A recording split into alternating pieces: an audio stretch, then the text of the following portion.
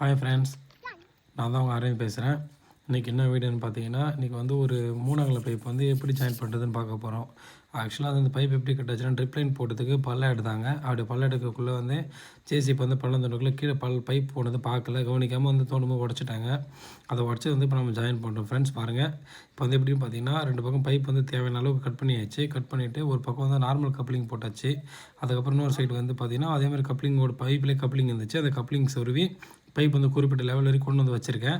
இப்போ இந்த பைப் வந்து கட் பண்ணி அளந்து அந்த கப்ளிங்குள்ளே சொல்யூஷன் போட்டு ஏற்றிட்டேன். இது ஏற்றும் போது இது வந்து என்ன முறையில் ஏற்றுறதுன்னு பார்த்தீங்கன்னா, ஃப்ரீ கப்ளிங் போட்டு ஏற்றுறது, சொருவு கப்ளிங்னு சொல்லுவாங்க.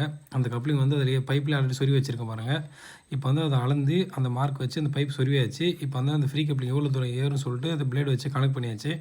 இப்போ கனெக்ட் பண்ணிவிட்டு இப்போ வந்து என்ன பண்ணுறோன்னா, சொல்யூஷன் இருக்குல்ல, அந்த சொல்யூஷன் சால்வெண்ட் சிமெண்ட்டு அதை வந்து ஃபுல்லாக போட்டு சொல்யூஷன் வந்து எல்லாம் எடுத்து நல்லா படுற அளவுக்கு நம்ம அதை டிப் பண்ணி நல்லா ஒரு ப்ரெஷ் வச்சு நல்லா தேய்ச்சிட்டு, அதுக்கப்புறம் அந்த கப்ளிங் வந்து என்ன பண்ணணும், ஃபுல்லாக வந்து ரொட்டேஷன் பண்ணி அதை கிட்ட கொண்டு வந்து நல்லா ஏற்றுக்கணும். பாருங்கள் இப்போ எப்படி பண்ணுறேன்னு பாருங்கள்.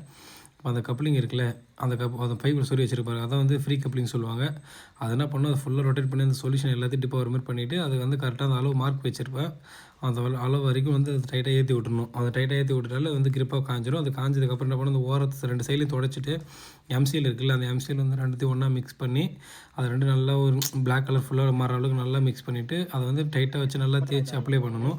அது ஃபுல்லாக நல்லா டைட்டாக வச்சு தேய்ச்சி அப்ளை பண்ணிவிட்டு அதை சுற்றி வந்து நல்லா அது ஃபுல்லாக இது வாட்டர் வந்து தண்ணி வச்சு தொட்டு நல்லா வந்து ஷைனிங் ஆக்கி விட்டுட்டு நல்லா வந்து ஒரு 1 ஹவருக்கு மேலே நல்லா காய விட்டணும். அது நல்லா காஞ்சதுன்னா வந்து நல்லா கல் மாதிரி ஸ்ட்ராங்காக காஞ்சி பிடிச்சிக்கும். அதுக்கப்புறம் நல்லா ஒரு 1 ஹவர் 2 ஹவர் காஞ்சதுக்கப்புறம் நம்ம வந்து மோட்டர் எப்பயும் போல் கிளப்பினா தண்ணி வந்து நார்மலாக வந்து பாயும். அப்புறம் லீக் ஆகாது ஃப்ரெண்ட்ஸ்.